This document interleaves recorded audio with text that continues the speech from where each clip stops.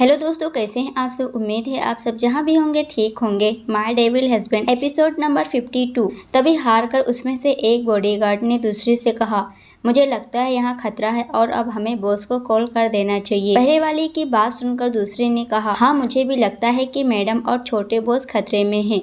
मैं अभी बॉस को कॉल कर देता हूँ। उसने ये बोलकर करण को कॉल लगा दिया।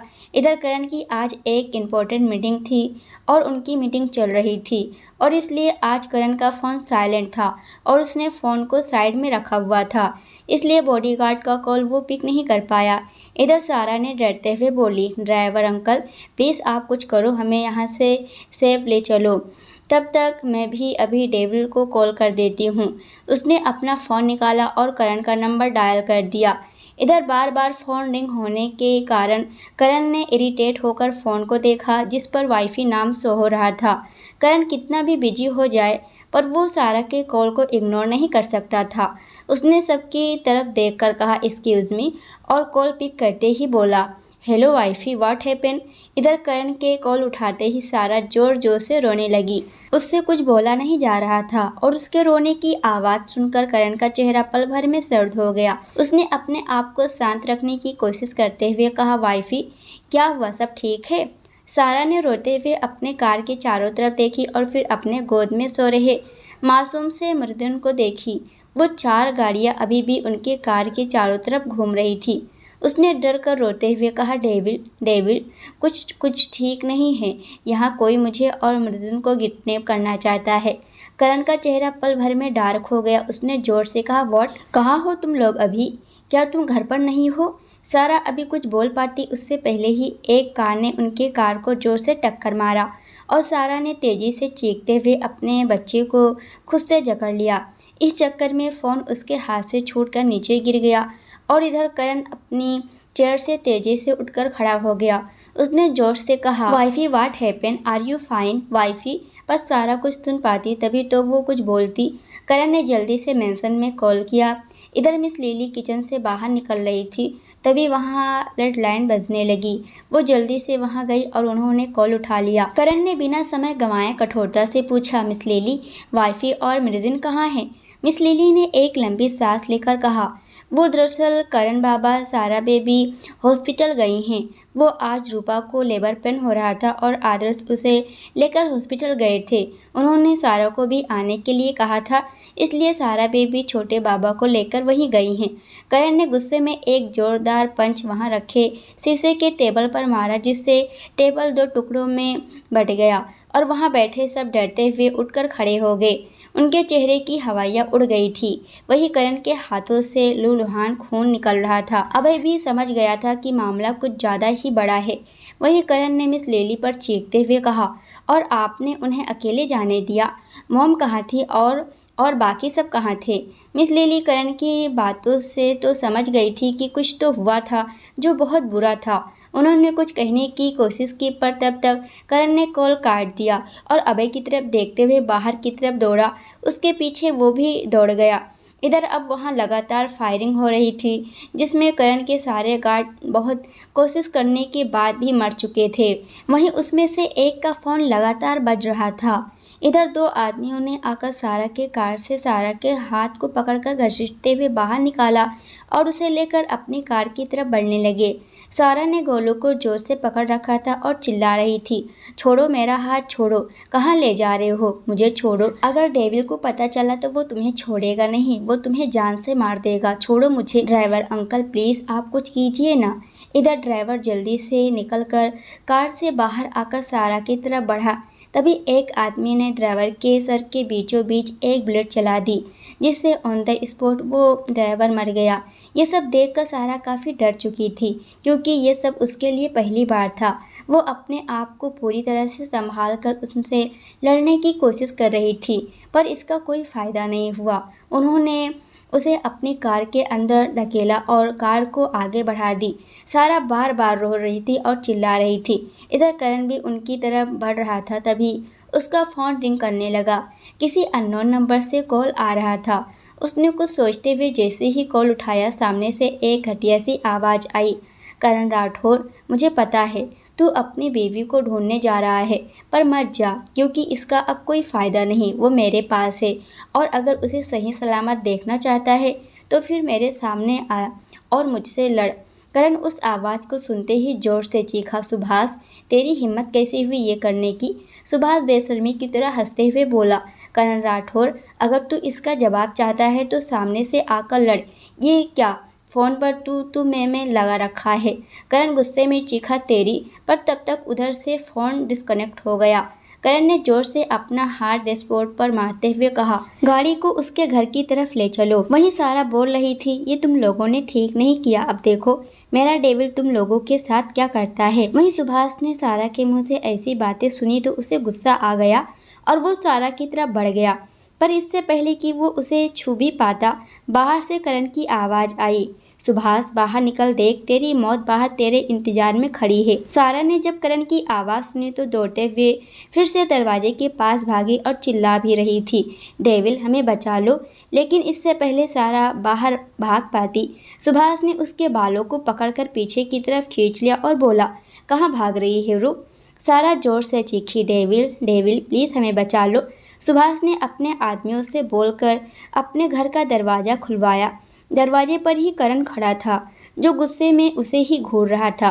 उसके साथ अभय भी था। इधर हॉस्पिटल में आदर्श ने जब सुना कि उसे बेटी हुई है तो उसके आंखों से आंसू निकलने लगा, पर फिर भी उसने अपने आप को कंट्रोल किया और उस नर्स से बोला, क्या मैं अपनी बीवी और अपनी बेटी से मिल सकता हूँ? नर्स ने मुस्कुराकर कहा, यस ऑफ कोर्स। आदर्श अपनी आंखों को पोंछते हुए बोला, थैंक यू, और रूपा की रूम की तरफ बढ़ने लगा। जब वो अंदर आया तो डॉक्टर बच्चे को चेक कर रही थी और रूपा बिस्तर पर बेजान सी लेटी थी। आदर्श उसके पास गया और उसके माथों को पकड़ते हुए बहुत प्यार से बोला, जान। रूपा जो अपनी आंखें बंद किए लेटी थी, उसने आदर्श की आवाज़ सुनकर जल्दी से अपनी आंखें खोल दी और आदर्श को देखने लगी। अचानक वो उसे देखकर जोर जोर से रोने लगी। आदर्श ने उसे जोर से अपने गले से लगा लिया। रूपा उसके गले से लगकर सुबकते हुए बोली, आदर्श आदर्श, हमारी बेटी आ गई इस दुनिया में। अब हम पेरेंट्स बन गए, मम्मा पापा। आदर्श ने मुस्कुराते हुए अपना सर हिलाकर बोला, हाँ, मैंने सुना कि अब हम पेरेंट्स बन गए, हमारी छोटी सी राजकुमारी के।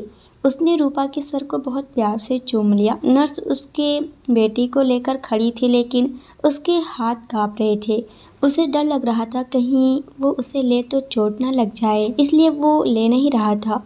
रूपा ने जब देखी कि आदर्श अपनी बेटी को अपने गोद में नहीं ले रहा है तो वो उसकी स्थिति समझ गई। उसने आदर्श के हाथ पर अपना हाथ रखा और बोली, कुछ नहीं है, आप एक बार उसे अपनी गोद में लेकर देखो, फिर आपका सारा डर भाग जाएगा, ट्रस्ट मी, कुछ नहीं होगा।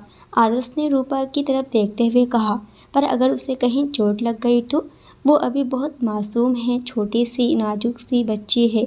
उसकी बात सुनकर नर्स हंसते हुए बोली, आप बहुत कमज़ोर दिल के हैं मिस्टर आदर्श, ऊपर से दिखने में तो इतने खड़ूस लगते हैं, पर अपनी बेटी को ही अपनी गोद में लेने से डर रहे हैं। नर्स की बात सुनकर रूपा को हंसी आ गई।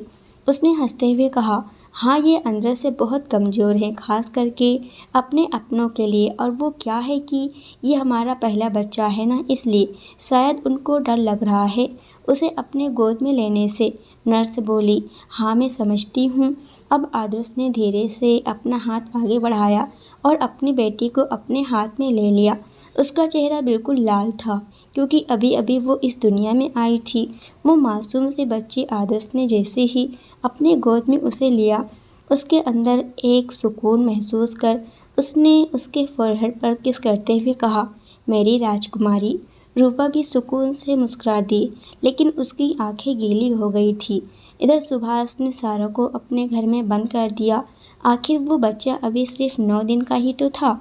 सारा ने अब हार मानते हुए रोते हुए बोली, प्लीज़ मुझे यहाँ से जाने दो, मैंने तो तुम्हारा कुछ बिगाड़ा भी नहीं है, मैं तो तुम लोगों को जानती भी नहीं, प्लीज़ मुझे यहाँ से जाने दो, प्लीज़ देखो मेरा बच्चा कितना रो रहा है, वो शायद डर गया है। उसकी बात सुनकर सुभाष ने बहुत ही बेशर्मी से हंसते हुए बोला, वाह, तुम्हारे लिए बुरा लग रहा है, पर मैं कुछ नहीं कर सकता, क्योंकि तुम्हारे पति ने भी मेरे साथ बहुत बुरा किया था, मेरे भाई को मार दिया था, उसको बहुत बुरी तरह से मारा था।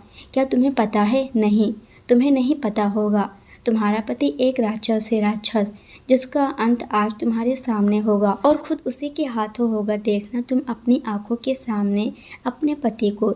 ये बोलते हुए वो सारा के पास बढ़ा ही था, तभी एक डरावनी आवाज़ आई, निकल, सुभाष आ गया। मैं सुभाष के आदमी ने घर का दरवाज़ा खोला तो करण अंदर आया।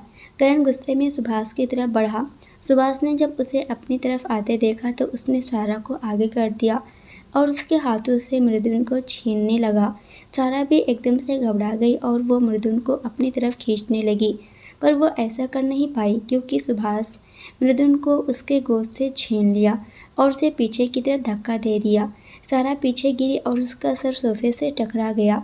वो जोर जोर से रोने लगी, पर इस समय उसे खुद से और खुद के चोट से ज़्यादा मृदुन की फिक्र थी। उसने करण की तरफ देखकर बोली, डेविल, मृदुन को बचाओ। वहीं करण ये सब देखकर और भी ज़्यादा गुस्से से भर गया और उसके साथ साथ अभय भी। करण दहाड़ते हुए सुभाष की तरफ बढ़ा, पर उसको अपनी तरफ आते देखकर सुभाष ने जल्दी से अपने गोद में लिए मृदुन के ऊपर अपनी जेब से निकालकर गन रख दी और करण की तरफ देखते हुए बोला, सोच ले, अपनी बीवी और बच्चा चाहिए या अपनी जान। करण अपनी जगह पर ही रुक गया। उसका चेहरा गुस्से से लाल हो गया था। वो अपने सामने खड़े उस डरपोक आदमी की बातों को अच्छे से समझ गया था। वहीं उसे अपनी जगह पर खड़े देखकर सुभाष में और हिम्मत आ गई। उसे लगा कि वो अपने इरादे में कामयाब हो गया। उसने अपने आदमियों को देखते हुए चिल्लाकर कहा, रुके हुए क्यों हो तुम लोग? मारो इस साले को और इतना मारो कि खड़े होने लायक ना बचे। बहुत पहले सुना था, पर आज देख भी लिया कि हर बड़े से बड़े आदमी की कमजोरी उसका परिवार होता है और तेरी कमजोरी मेरे लिए मेरा शस्त्र बन गई। देख करण राठौर, देख, तूने मेरे भाई को मारा था ना, तो देख आज तू खुद की जान लेगा। उसने एक बार फिर से अपने आदमियों की तरफ इशारा किया। वहीं उसकी बात सुनकर करण सर्द से उसकी तरफ देखते हुए बोला, तू कितना बड़ा कायर है, इसका प्रूफ आज तूने खुद ही दे दिया। एक बच्चे की आड़ से शिकार कर रहा है, पर तू अभी जानता नहीं कि करण राठौर शिकारी है, शिकार नहीं। सुभाष को करण की बात एक बार फिर से चुभ गई। उसने गुस्से में अपने आदमियों से कहा, देख क्या रहे हो, मारो इसे। उसके आदमी एक साथ करण की तरफ बढ़े, पर अफसोस कि वह उसे छू भी नहीं पाए क्योंकि करण ने अकेले ही उसके 10 आदमियों को संभाल लिया। वो जैसे ही आगे बढ़े, करण पहले वाले के सर के बीचों बीच अपने गन से मारा और वो वहीं गिर गया। करण ने अपने गन में लायरेंस लगा लिया था, जिस वजह से वो कम बज रहा था क्योंकि वो नहीं चाहता था मृदुन गन की आवाज़ सुनकर डर जाए क्योंकि वो बच्चा था अभी और वो पहले से ही सुभाष के गोद में रो रहा था। वहीं सारा भी बेचैन थी मृदुन को अपनी गोद में लेने के लिए, पर वो सुभाष से उससे ले नहीं पा रही थी। इधर उसके कुछ आदमी फिर से करण के पास आए, लेकिन वो कुछ कर पाते उससे पहले ही करण ने पलक झपकते ही सबको धूल चटा दी। अब करण को सबके साथ लड़ते देखकर अभय कैसे पीछे रह सकता था? भला वो भी उसके साथ अब सुभाष के आदमियों से मुकाबला कर रहा था। इधर करण की नज़र उस आदमी पर पड़ी जो सारा को खींचते हुए लेकर आया था। उसने उस आदमी के हाथ को पीछे एक झटके से मोड़ दिया और उसके कान पर एक झन्नाटेदार थप्पड़ मारते हुए बोला, तेरी हिम्मत कैसे हुई मेरी वाइफ को छूने की? बोल। वो आदमी अभी कुछ बोल पाता उससे पहले ही करण ने उसके मुंह में गन डाला और चला दिया। वो बुलेट उस आदमी के मुंह को भेदते हुए बाहर निकल गई और वो मुंह के बल जमीन पर गिर गया। वो इस दुनिया को अलविदा कह चुका था। अब सुभाष के सारे आदमी जमीन पर पड़े थे, पर कुछ और थे जो करण से बराबर मुकाबला कर रहे थे। करण ने उन्हें भी कुछ ही देर में ख़त्म कर दिया और अब अपनी जानलेवा नज़रों से उसने सुभाष को देखा। कबीर ने अपने कुछ आदमियों को करण और सारा का पता करने को बोला था। करण की माँ रोते हुए बोली, पता नहीं कैसे होंगे मेरे बच्चे, मेरा मृदुन भी वहीं होगा, उनके साथ पता नहीं कहाँ होंगे वो लोग। हे भगवान, बस तू कैसे भी करके मेरे बच्चों की रक्षा करना। दीप्ति भी अपने मन ही मन में भगवान को याद कर रही थी। तभी कबीर का फ़ोन बजा। उसने अपना फ़ोन उठाकर देखा, ये उसके आदमी का कॉल था। उसने जल्दी से कॉल उठाया और उसे अपने कान से लगाते हुए बोला, हाँ क्या खबर है, जल्दी बताओ। उधर से किसी ने कुछ कहा जिसे सुनकर कबीर का चेहरा गंभीर हो गया था।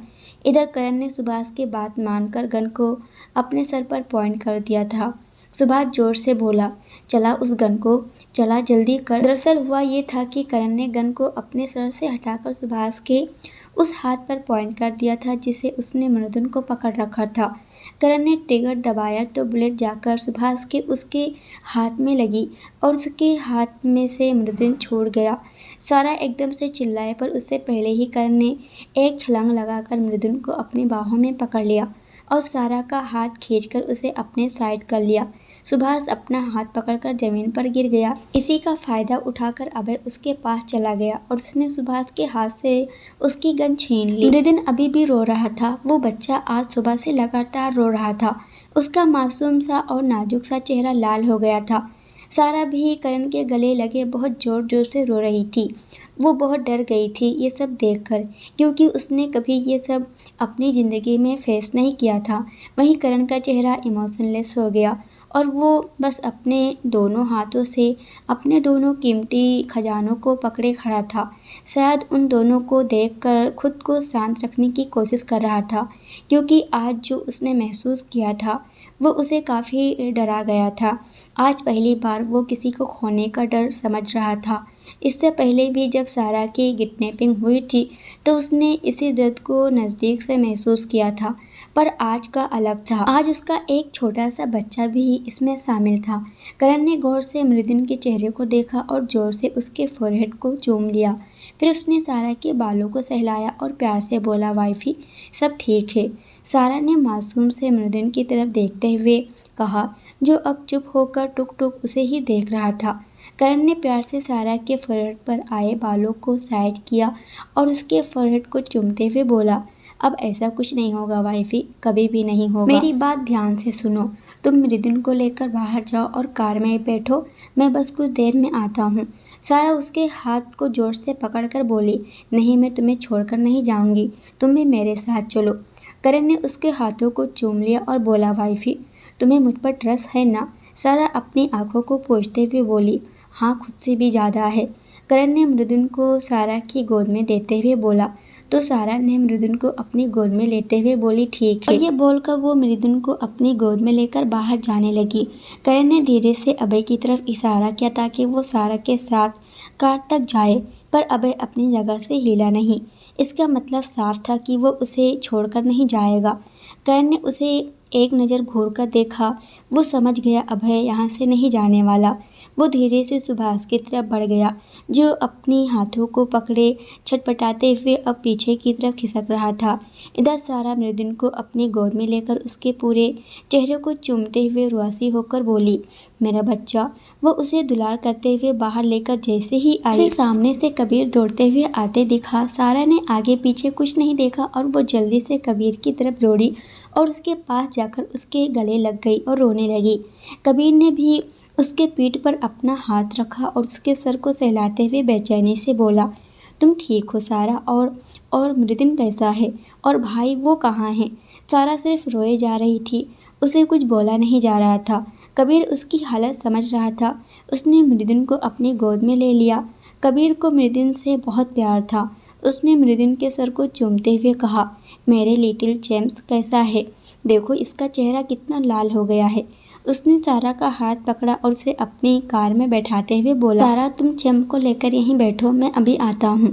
वो सारा के गोद में मृदुन को देते हुए बोला तो सारा ने उसके हाथ को पकड़ते हुए कहा, डेविल अंदर ही है, प्लीज़ उसका ध्यान रखना। कबीर ने सारा के सर को सहलाया और एक बड़े भाई की तरह बोला, हाँ बिल्कुल, तुम बस मृदुन को देखो, बाकी सब मैं खुद संभाल लूँगा। कबीर अपने आदमियों को सारा और मृदुन का ख्याल करना, ध्यान रखने को बोलकर वो भी अंदर आया। इधर सुभाष को करण ने मार मार कर अधमरा कर दिया था। तभी पीछे से आता कबीर बोला, रुक जाएं भाई, आप इसे आसान मौत कैसे दे सकते हैं? जो इसने किया है इसे तो नर्क भी हासिल नहीं होना चाहिए। करण के हाथ रुक गए और उसने पीछे मुड़कर कबीर को देखा, जो गुस्से में सुभाष को घूर रहा था। आखिर उसकी हिम्मत कैसे हुई थी सारा और मृदुन को टारगेट करने की? कबीर को क्योंकि सारा और मृदुन दोनों से ही बहुत लगाव था और अगर कोई उन्हें टारगेट करे या उन्हें चोट पहुंचाने की कोशिश करे, ये वो कैसे बर्दाश्त कर सकता था। वहीं उसकी बात सुनकर करण ने अपने सर को टेढ़ा किया और बोला, तुम गलत हो कबीर। फिर कबीर अपने मन में सोचने लगा, मैं भी ना किसे ज्ञान देने लगा जो खुद ही उसका बाप है। करण बोला, मैं उसे आसान मौत दूंगा बिल्कुल भी नहीं। उसको जी भर मारने के बाद उसके पूरे बॉडी पर गर्म पानी डाल दिया। सुभाष की पूरे बॉडी से ब्लड रिस रहा था। सुभाष एकदम से छटपटाने लगा। उसके मुंह से चीख की आवाज़ भी निकलने लगी क्योंकि उसके अंदर बोलने की ताकत नहीं बची थी। करण को उसे ऐसे देखकर अभी चैन नहीं मिल रहा था। वो उसके पास गया और उसने उसके पूरी बॉडी पर नमक डालते हुए कहा, तो कैसा महसूस कर रहा है तू अभी? ओहो, मैं भी ना। तू तो बता ही नहीं सकता। खैर कोई बात नहीं, अभी ये तो सिर्फ शुरुआत है, अभी तो और भी कुछ बाकी है, बस तू देखता जा। करण ने उसका सर इतना लड़ाकर मारा कि उसकी जुबान कट गई थी और नाक मुंह से ब्लड आ रहा था। इधर मृदुन चुप नहीं हो रहा था तो वो उसे लेकर अंदर आ रही थी। करण ने ये देखा तो सारा की तरफ वो बढ़ा।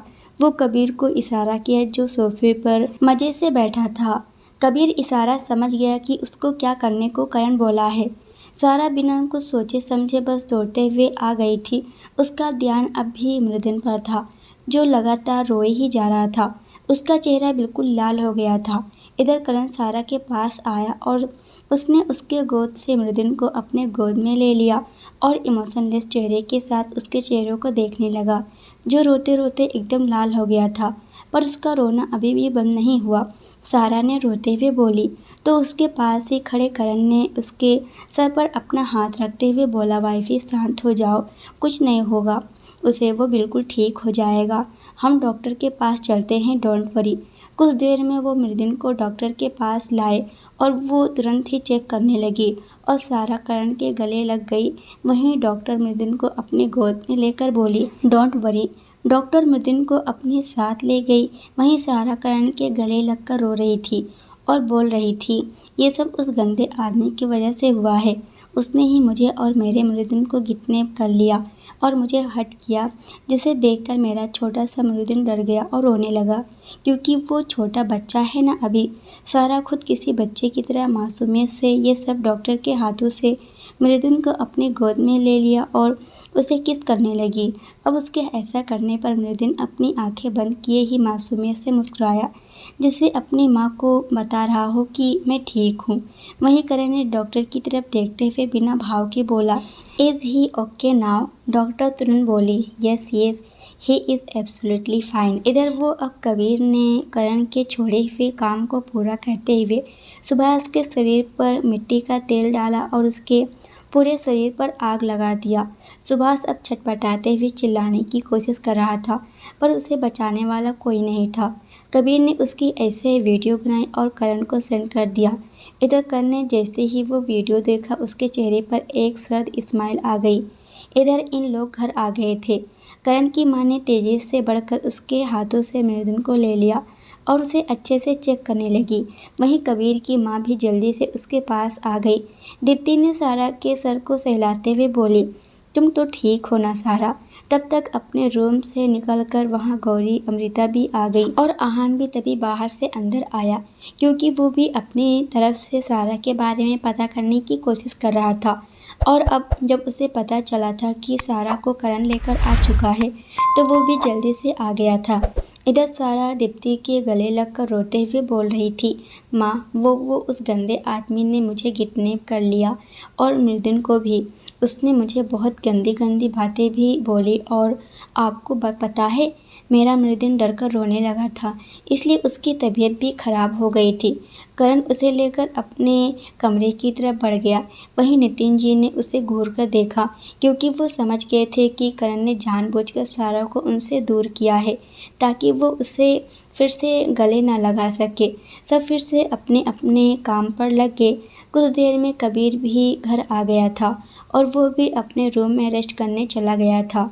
रात का समय करण के रूम में सारा करण के सीने पर सर रख के सो रही थी और वो उसके बालों को सहला रहा था। मृदुन अभी अपनी नाना नानी, दादी परदादी और बाकी सबके साथ नीचे खेल रहा था। अचानक सारा को जैसे कुछ याद आया और वो मुंह फुलाकर करण की तरफ पेट फेर कर लेट गई। करण ने उसे अपनी आंखों को छोटा करके देखा और उसके कमर पर अपना हाथ कसकर और उसके कंधे पर अपना चेहरा रखकर उसे वहाँ धीरे धीरे चूमते हुए बोला, व्हाट हैपन वाइफी। सारा उसके हाथों को अपने कमर पर से हटाते हुए गुस्से में बोली, मैं तुमसे बात नहीं करूंगी डेविल, क्योंकि तुमने मुझे बहुत परेशान किया था पहले। सारा की बात सुनकर करण की बंद आंखें अचानक से खुल गई। वो समझ गया कि सारा तब की बात कर रही थी जब वो उसे अपने साथ लेकर आया था और तब उसने उसे जो टॉर्चर किया था। उसने सारा के गाल को धीरे से चूम कर कहा, वाइफी यू नो ना how much I love you. Karan ने प्यार से पूछा तो सारा फिर से अपना मुंह फुलाकर बोली, नो डेविल, तुमने मुझे बहुत हर्ट किया है। फिर क्यों किया था? करण उठकर बैठ गया और सारा को भी अपनी गोद में बैठा लिया। फिर उसके सर से अपने सर को लगाते हुए बोला, क्योंकि तुम मुझे भूल गई थी, क्योंकि तुम मुझसे दूर जाने की बात कर रही थी वाइफी, जो मैं कभी बर्दाश्त नहीं कर सकता था, सपने में भी सोच नहीं सकता था।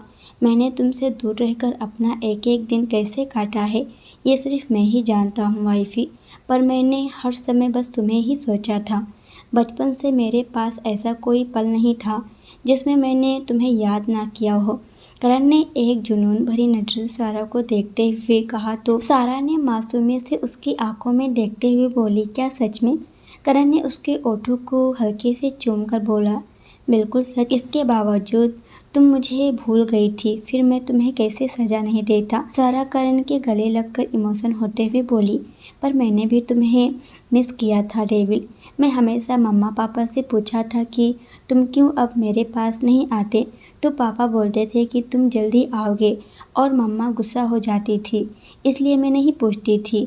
तब तक करण सारा के ड्रेस को उसके कंधे से नीचे करके उसके गले पर चूमते हुए कहा हूँ, but I love you very much wifey. Sara ने अपनी आंखों को बंद करते हुए बोली, I love you too devil. Karan अभी जैसे ही आगे बढ़ने को हुआ तब तक दरवाज़ा नॉक हुआ और वो होश में आया। उसने खुन्नस से दरवाजे को घूरा और सारा अपने मुंह पर हाथ रखकर हंसने लगी। उसने सारा को घूरते हुए कहा, you just shut up wifey. सारा तुरंत चुप हो गई। करण ने जाकर दरवाज़ा खोला तो सामने मृदुन को पकड़े कबीर की माँ खड़ी थी और मासूम सा मृदुन रो रहा था और वहीं कबीर की माँ का साड़ी का पल्लू पकड़े अतुल भी खड़ा था, जो उसके पीछे से छुपकर करण को देख रहा था। करण ने भी उसे घूर कर देखा। तभी कबीर की माँ बोली, मृदुन को शायद अब भूख लगी है, इसलिए सारा को दे दो। करण ने मृदुन को कबीर की माँ के हाथ से ले लिया और अपनी पतली लंबी उंगलियों से उसके आंसू साफ करने लगा। वो मृदुन को उसे देकर वहाँ से चली गई और अतुल वहीं पर खड़ा रह गया। इस समय वो अपनी कमर पर हाथ रखे खड़ा था और बस एक टक से करण को देख रहा था। करण ने उसे घूरते हुए पूछा, तुम क्या कर रहे हो यहाँ? अतुल ने भी उसे वैसे ही जवाब दिया, दिख नहीं रहा आपको, मैं मृदुन के पीछे पीछे यहाँ आया हूँ। करण ने एक बार फिर से उसे घूर कर देखा और बोला, तो फिर ठीक है, अब निकलो यहाँ से। उसने जैसे ही कहा उसकी बात को इग्नोर करते हुए अतुल अंदर आ गया और जल्दी से सारा के पास चला गया। सारा ने भी अतुल को अपनी बाहों में भर ली। करण ने एक बार फिर से उसे घूर कर देखा और बोला, तुम फिर अंदर आ गए। वो बोलते बोलते मृदुन को लेकर सारा के पास चला आया तो अतुल बोला, तो क्या करूँ, मैं यहाँ सारू और मृदुन के लिए आया हूँ, तो उनसे मिले बिना नहीं जाऊँगा। करण इस बार कुछ बोला नहीं, पर उसे छोटे लड़के को बुरी तरह से घूरने लगा। वहीं सारा ने मृदुन को अपने गोद में ले लिया और खुद के ऊपर एक चादर डालकर मृदुन को दूध पिलाने लगी। वहीं करण अतुल को घूरते हुए सामने सोफे पर बैठ गया और अपना फ़ोन चलाने लगा। कुछ देर बाद सारा ने मृदुन को दूध पिलाकर खुद से दूर किया और उसे बेड पर लेटा दिया। अब अतुल मृदुन के साथ खेलने लगा और मृदुन मासूमियत से मुस्कुराने लगा। अतुल ने उसके कपड़े को उसके पेट से ऊपर किया और मृदुन के नाजुक से पेट पर किस करने लगा। सारा उसे अपनी आंखें बड़ी करके देखने लगी। ये तुम क्या कर रहे हो गोलू के साथ? उसने गुस्से में पूछा तो अतुल अपना चेहरा मृदुन के पेट से उठाकर सारा को देखने लगा और उसकी आंखें छोटी हो गई थी। तभी अतुल अपने सर पर मारते हुए बोला, अरे सारू, किससे कर रहा हूँ, गोलू को अच्छा लगता है ऐसा करो तो। सारा ने बोली, तकलीफ हो रही होगी। तो अतुल मृदुन को देखने लगा जो मुस्कुराते हुए उसे ही देख रहा था। उसे देखकर अतुल बोला, नहीं, मुझे तो ऐसा नहीं लग रहा है, क्योंकि फिर वो मुस्कुराता नहीं। अब सारा ने भी गोलू की तरफ देखी जो अतुल की तरफ ही देख रहा था। सारा ने कुछ सोचते हुए बोली, ओके ठीक है, तुम एक बार फिर से करो, मैं देखती हूँ गोलू को अच्छा लग रहा है या नहीं। अतुल ने सारा की बात मान लिया और गोलू के पेट पर फिर से अपना मुंह रखकर उसे गुदगुदी करने लगा और मृदुन खिलखिलाकर हंसने लगा। उसे हंसते देखकर सारा को भी हंसी आने लगी और वो बोली, मेरे बच्चे को ये अच्छा लग रहा है, अब तुम कर सकते हो। उसने अतुल को गुदगुदी करने के लिए कहा और खुद अपना फ़ोन लेकर वीडियो बनाने बैठ गई। वो मृदुन का वीडियो बना रही थी और साथ में हंस रही थी। वहीं करण उन तीनों को घूर रहा था। अब सारा ने लेट गई अपने गोलू की तरह और अतुल की तरफ देखकर बोली, अब तुम मेरे पेट पर गुदगुदी करो ऐसे ही, ठीक है। अतुल गोलू के पास से हटकर उसके पास आया और बोला, ठीक है। और अतुल उसे गुदगुदी करने आया उससे पहले ही करण फुर्ती से आगे बढ़ा और उसने अतुल के हाथ को पकड़ते हुए कहा, ये सब क्या चल रहा है। वो अतुल को घूर रहा था और अतुल उसे देख रहा था। वहीं सारा अब उठकर बैठ गई और मासूमियत से दोनों को देखने लगी। करण ने अतुल को घूरते हुए कहा, अब तुम अपने कमरे में जाओ और सो जाओ, बहुत रात हो गई है। अतुल ने बुरा सा मुंह बनाकर कहा, पर मुझे कुछ देर और रहना था यहाँ सारो और मृदुन के पास। करण फिर बोला, मैंने कहा ना जाओ और सो जाओ। सारा बीच में जैसे ही कुछ बोलने को ही करण ने उसे घूर कर देखा और वो जल्दी से चुप हो गई। करण अतुल से बोला, now you get out. Atul गुस्से में पैर पटकते हुए चला गया। वहीं करण सारा के पास बैठ गया। सारा ने जल्दी से मृदुन को गोद में उठा लिया ताकि करण उसे डांट ना सके। वहीं उसको ऐसे करते देखकर करण उसे और भी बुरी तरह से घूरने लगा और सारा करण की तरफ बिना देखे मृदुन को देखते हुए उससे बातें करने लगी। अतुल के साथ खेलकर मज़ा आया है ना मृदुन, मुझे पता है तुम्हें ज़रूर मज़ा आया होगा, मुझे भी आता है उसके साथ। करण सारा के पीछे लेट गया और उसे पीछे से अपनी बाहों में भरते हुए उसके गले और कंधे पर किस करने लगा। सारा एकदम से हैरान हो गई क्योंकि उसे लगा था कि करण उसको डांटेगा या फिर कुछ और, पर यहाँ तो वो उसे किस कर रहा था। उसने मृदुन को देखा जो उसे ही देख रहा था। अचानक सारा के गाल लाल हो गए और वो करण के हाथ को अपने पेट पर से हटाने की कोशिश करते हुए बोली, डेविल, तुम्हें शर्म नहीं आ रही, गोलू यही है। करण उसको और भी ज़्यादा जोर से पकड़ते हुए बोला, तो इसमें क्या प्रॉब्लम है वाइफी, मैं कुछ तो कर नहीं रहा ना। सारा एकदम से उसकी तरफ टर्न होते हुए बोली, क्या कहा तुम कुछ कर नहीं रहे हो, तो फिर मेरे गले पर अभी किस कौन कर रहा था।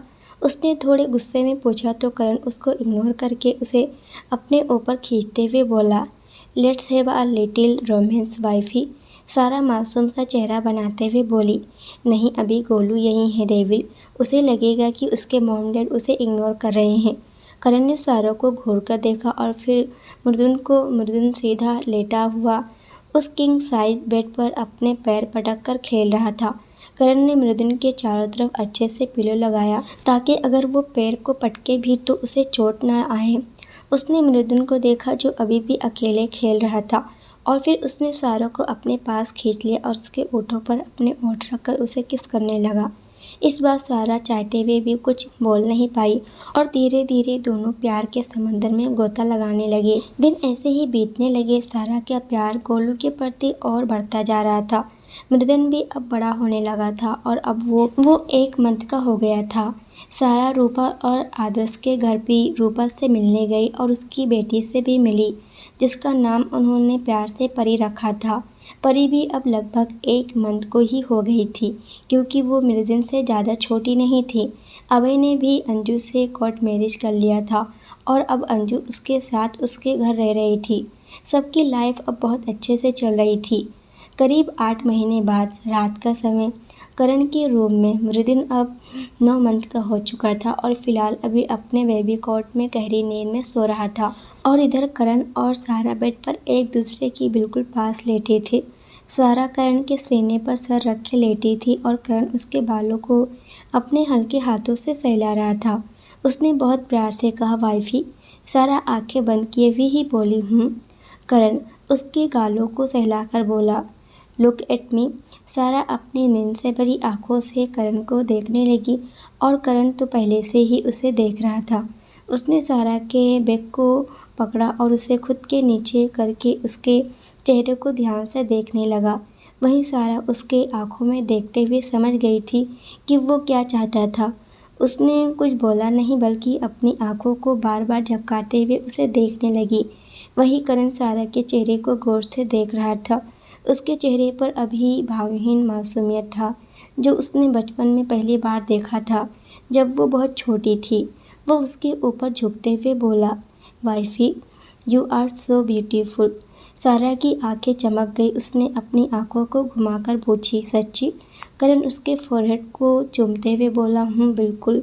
सारा ने करण के पीठ पर अपने हाथ कस दिए और करण उसके पूरे चेहरे को किस करने लगा। वहीं सारा बस आंखें बंद किए उसे महसूस कर रही थी। करण बहुत प्यार से उसके चेहरे को किस कर रहा था। वहीं उसके हाथ लगातार सारा के बालों को सहला रहे थे। आखिर में करण ने अपना सर उठाया और सारा के मासूम चेहरे को देखा और फिर बहुत धीरे से बोला, आई लव यू वाइफी। सारा उसके बालों में हाथ डाले बोली, I love you too devil.